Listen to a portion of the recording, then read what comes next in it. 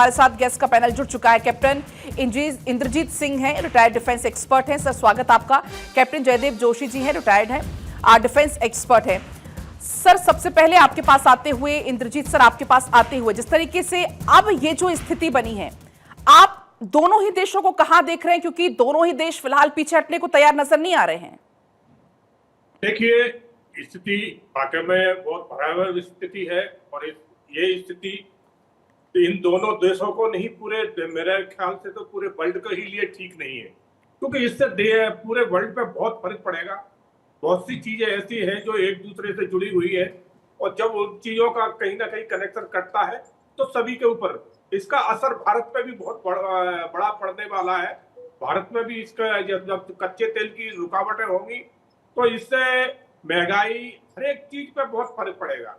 अब मैं आपको थोड़ा मुख्य मुद्दे पे ले जाना चाहूंगा जी कि इजराइल एक ऐसा देश है कि जो चारों तरफ से इस्लामिक देश से घिरा हुआ है, अकेला छोटा सा एक देश उनके बीच में है, तो उसको अपनी आत्मरक्षा के लिए इस तरह के जो कदम उठाने पड़े हैं, शुरुआत उन्होंने नहीं की है। शुरुआत गाजा से हुई थी।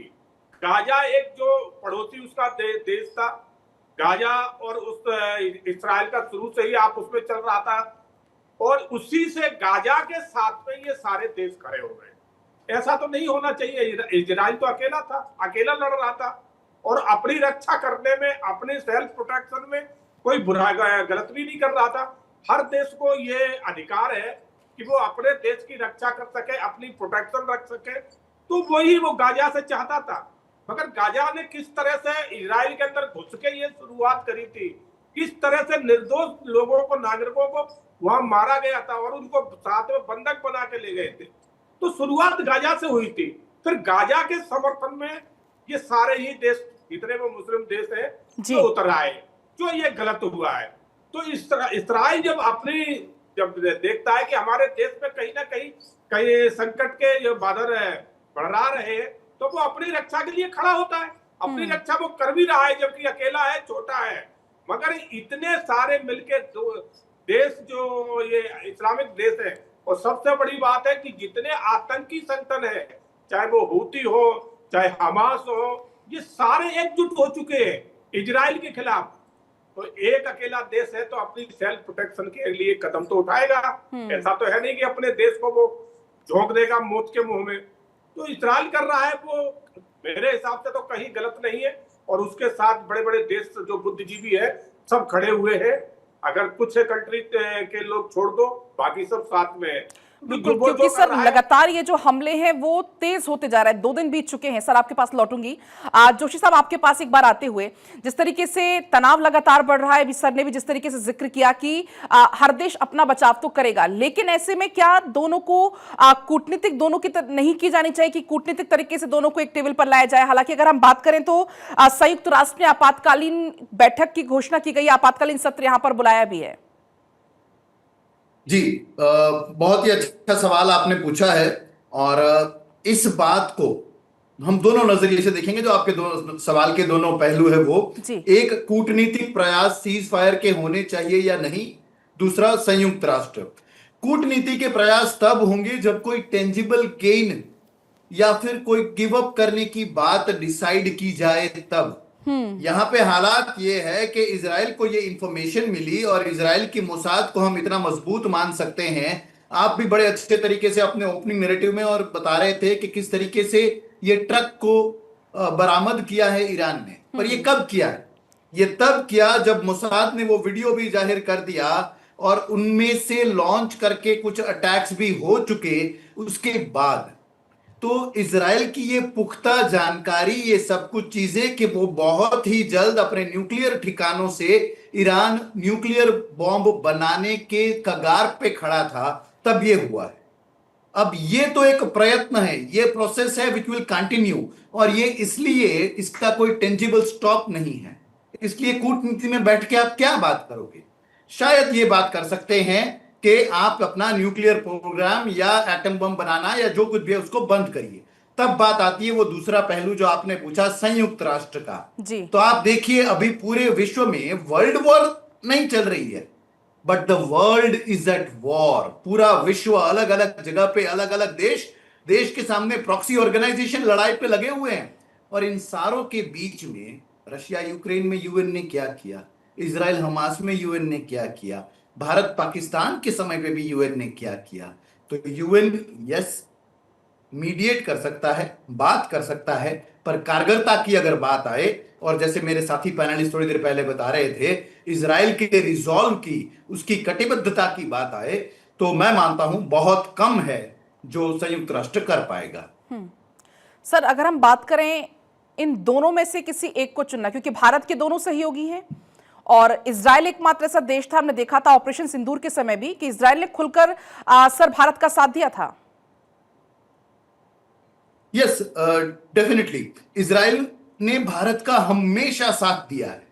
और आज भी हमारे प्रधानमंत्री नरेंद्र मोदी साहब ने ये ट्वीट करके कहा है कि रिसीव्ड ए कॉल, उनको कॉल आया है इजरायली प्रधानमंत्री नेतन्याहू की तरफ से, और तब भी प्रधानमंत्री जी ने बहुत ही जल्दी नॉर्मल से रिटर्न करने की, पीस की, शांति की बात की है।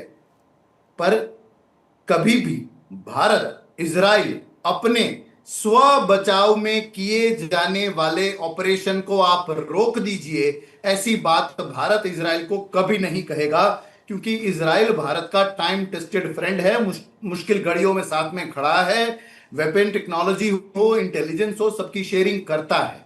बात आई ईरान की, तो ईरान के साथ भारत का नैरेटिव यही रहने वाला है, जो कोई भी वैश्विक संगठन या वैश्विक नेता कहे, वो ये कि आप टेबल पे आइए, बात करिए, न्यूक्लियर प्रोग्राम बंद करिए, न्यूक्लियर एनर्जी कंस्ट्रक्टिव पॉजिटिव तरीकों के लिए ठीक है, पर उसका लड़ाई के लिए, किसी देश को खत्म करने के लिए इस्तेमाल ना करे।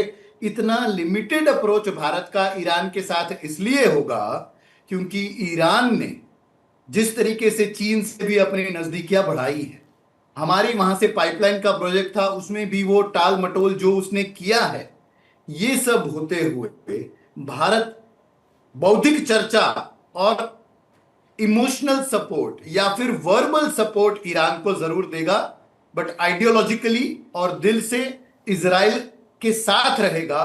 खुल के भले ही ना बोले, बट इजराइल हमारा एक टाइम टेस्टेड मित्र है और मजबूत मित्र है। कूटनीति में यह जरूरी है कि हम मजबूत लोगों को अपने साथ रखें। आपको बता दें, एमसीएक्स पर सोने की कीमत 1 लाख के पार जा पहुंची है। पहली बार 10 ग्राम सोना 1 लाख रुपए के पार हुआ है। ईरान इजराइल जंग के बीच में ये स्थिति बनी हुई है, आपको बता दें, और वजह सबसे बड़ी ईरान इजराइल जंग मानी जा रही है उछाल की। 1,403 रुपए प्रति 10 ग्राम हो गई है सोने की कीमत, तो जिसका जिक्र भी हम कर रहे थे कि भले ईरान और इजराइल के बीच में ये जंग छिड़ी हो, लेकिन इसका असर वैश्विक स्तर पर भी देखने को मिल रहा है और हाई टाइम रिकॉर्ड अब सोने ने बना लिया। इसके पहले आपको याद होगा कि 99,000 तक पहुंचा था, जीएसटी लगकर जरूर 1 लाख के पार सोने की कीमत हुई थी, लेकिन अब सोने की कीमत 1 लाख के पार हो गई है। एक तरफ अगर हम बात करें कच्चे तेल की, तो वो कीमतें लगातार बढ़ रही हैं। पहली बार ये मौका आया है जब 10 ग्राम सोने की कीमत 1 लाख रुपए के पार हुई है, और अगर ये जंग ऐसे ही छिड़ी रही तो आप समझिए आगे चलकर क्या स्थिति होगी। क्योंकि इसी बीच इजरायली इमरजेंसी सर्विस ने एक दावा किया है, ईरानी हमले में 4 इजरायली लोगों की मौत हुई है, ईरान हमले में 70 इजरायली लोग घायल हुए हैं। तो अब ये आंकड़ा सामने आ रहा है। एक तरफ जहां पूरे विश्व पर असर पड़ रहा है, महंगाई को लेकर असर पड़ रहा है, दाम लगातार बढ़ रहे हैं, दूसरी तरफ अगर हम बात करें इजराइल और ईरान की, वहां पर नुकसान हो रहा है। इजरायली इमरजेंसी सर्विस का यह दावा है, जो लोग घायल हुए हैं वो आंकड़ा सामने आया है। 4 इजरायली लोगों की मौत की जानकारी भी इसमें सामने आ रही है। और हमारे साथ चूंकि गेस्ट का पैनल लगातार बना हुआ है, सिंह साहब आपके पास में आते हुए, जिस तरीके से अभी हम जिक्र कर रहे थे कि इजराइल और ईरान के बीच में जरूर ये जंग छिड़ी है, लेकिन इसका असर पूरे विश्व पर पड़ रहा है। अगर हम बात करें भारत की, तो देखिए लगातार हम बात कर रहे हैं महंगाई को लेकर भी, इवन यहां तक कि एयरलाइंस की तरफ से भी ये जिक्र किया जा रहा है कि अगर स्थिति ऐसी ही बनी रही तो फिर सफर भी महंगा हो जाएगा, 10% तक जो है वो किराया बढ़ सकता है। देखिए पलक, ये सत्य है कि अगर ये दो देशों की लड़ाई अगर लंबी खिंचती है, अगर लंबी चलती है, तो बिल्कुल जो है ना भारत पे असर पड़ेगा, सभी देशों पे असर पड़ेगा। और सोने की जो कीमत आज आपने बताई है कि 1 लाख को पार कर चुकी है। जी। तो ये बहुत ही चिंतनीय बात है, बहुत चिंता का विषय है कि ये महंगाई कहाँ जाएगी।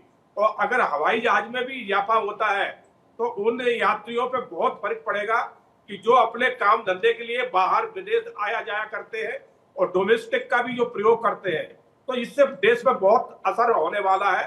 और जब देश पे असर होगा तो आप सोचिए कि हमारे देश की स्थिति क्या बिगड़ेगी।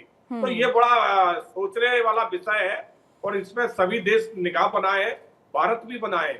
अभी जैसे हमारे जोशी साहब ने कहा था, बहुत अच्छी बात कही थी कि इजराइल जो है हमारा बहुत एक अच्छा दोस्त है, जिसने हमारे हर अच्छे बुरे वक्त में साथ दिया है और साथ खड़ा रहा है। तो भारत का जो रुख रहेगा वो हरदम इजराइल की तरफ रहेगा, क्योंकि इजराइल है जो कभी बदल नहीं सकता। बाकी और हमारे जो साथी हैं वो कभी कभी रंग देख के, समय देख के अपने आप को बदल लेते हैं, मगर फिर भी भारत के प्रधानमंत्री बहुत समझदार है और बहुत कूटनीतिक है। वो जो भी बात रखेंगे तो इस तरह की रखेंगे, क्योंकि ईरान से भी कहीं ना कहीं हमारे संबंध जुड़े हुए हैं। तो इस तरह की बात रखेंगे कि युद्ध विराम किया जाए। युद्ध में किसी को कुछ हासिल होने वाला नहीं है, दोनों ही देश बर्बाद होते हैं और दोनों देशों के साथ अन्य देश भी है, वो भी कहीं ना कहीं इसकी मार में आते हैं। तो ये चीजों को प्रधानमंत्री जरूर रखेंगे और कहेंगे कि इसको जो है ना जल्दी से जल्दी अगर खत्म किया जाए तो दोनों देशों के हित में होगा, अन्य के भी होगा। बाकी इजराइल के साथ वो ये कभी नहीं कहेंगे कि आप जो है ना युद्ध बंद करके वो शांति से बैठ जाए, क्यों उन्हें मालूम है कि इजराइल जो भी कर रहा है वो अपनी आत्मरक्षा के लिए कर रहा है, अपने देश की रक्षा के लिए कर रहा है, क्योंकि इजराइल आगे होकर नहीं लड़ने गया है। इजराइल पे जब उनके आतंकियों ने अटैक किया है उसके बचाव में इजराइल ने फिर जो किया है, तो फिर वो जवाब जब लड़ाई हो ही जाती तो फिर जवाब में किसके कम किसके ज्यादा ये नहीं देखा जाता है। तो इजराइल ने अपने बचाव में, अपने जवाब में चाहे गाजा को खत्म किया हो, चाहे हमास को खत्म किया हो, तो उसने जो भी किया है वो अपने देश के बचाव के लिए किया। बिल्कुल लौटूंगी सर आपके पास। इसी बीच हमारे साथ फॉरेन एक्सपर्ट मौसमी जुड़ चुकी हैं। मौसमी, आपको क्या लगता है, किस तरीके से आप इस पूरी सिचुएशन को देख रही हैं? क्या जो ईरान का साथ आने वाले समय में अब रूस देगा, क्या लगता है आपको?